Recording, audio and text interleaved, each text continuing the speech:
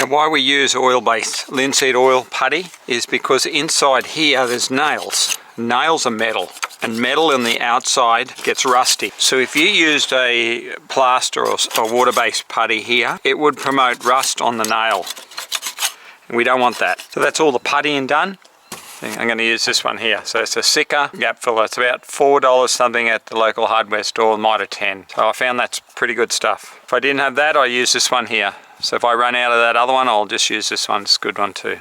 And normally I'd like to do this after I've sanded. In this case, I can't. I'm running out of time. These are going to be some pretty big gaps. I need to fill, and I need them to dry overnight. If I don't get them done today, it's going to make it difficult for me tomorrow.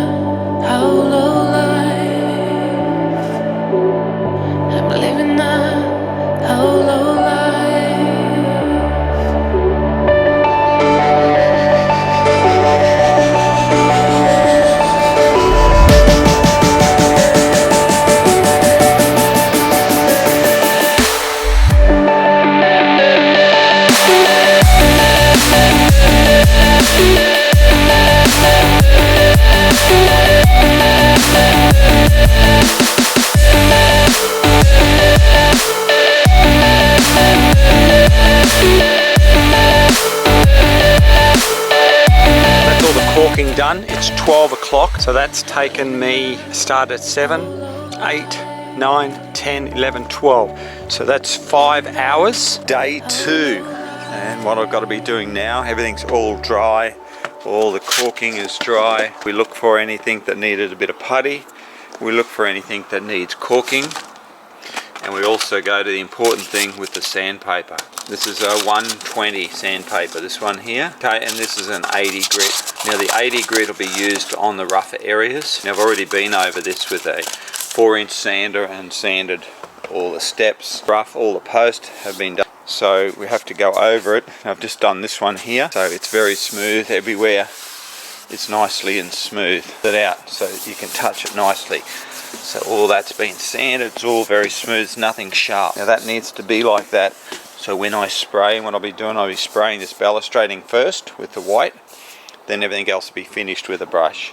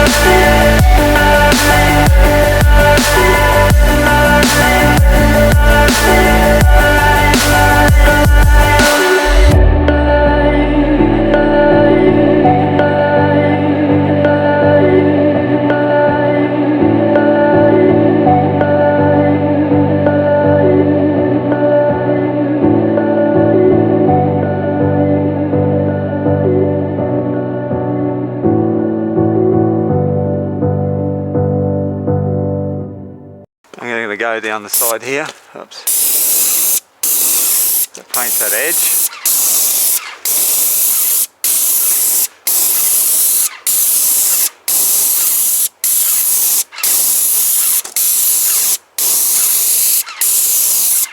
We've got to get this back edge here, so we've got to get in close. And then I'm going to come around this way here. This puts an extra coat on it. You've got even more chance of getting up underneath there as well.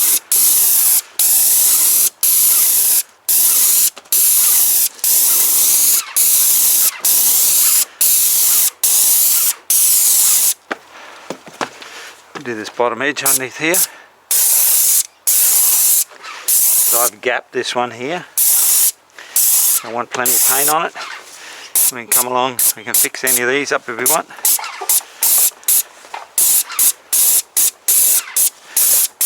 And then we can also fix these ones up here.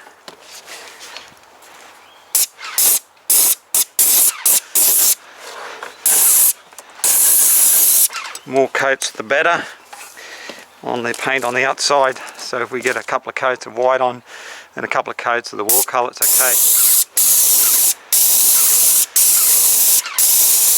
You can see there's quite a lot of paint going on the ballastrading. Putting another one on those edges. I'm going to come down here, give that edge there a hit too. You'll notice I've covered all that up.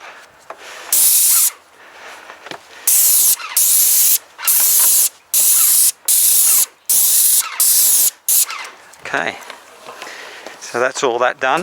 Now, the amount of paint we've used is maybe 3 litres. So if you were just going to do one coat, you could get away with a 4 litre. But to be honest with you, I always buy 10. You always use more paint. We can go over that. That's dry there. So that's all the ballastrading finished. There's 2 good coats on that, actually 3 coats. Looks pretty bloody good.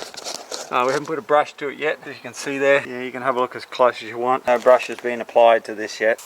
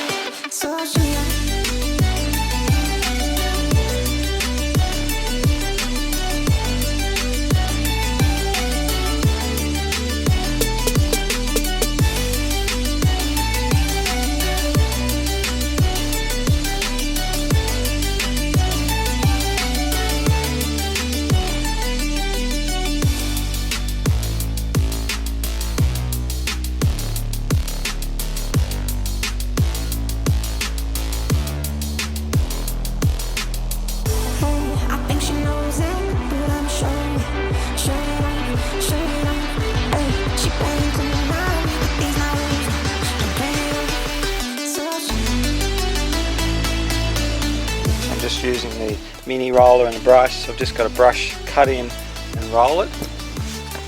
As you can see there, that's all finished. These have had about 4 or 5 coats on top. Every time I go past it, put another coat of paint on it. All looking pretty good. So I've done underneath. Let's have a look at the back of these steps. You can see how they've been finished. All the string has been brought in and walk 12, 2, 3, 4. So it'll be a 9-hour day. 1 hour travel, so 10 hours and 7 hours yesterday. So 17 hours on these steps here.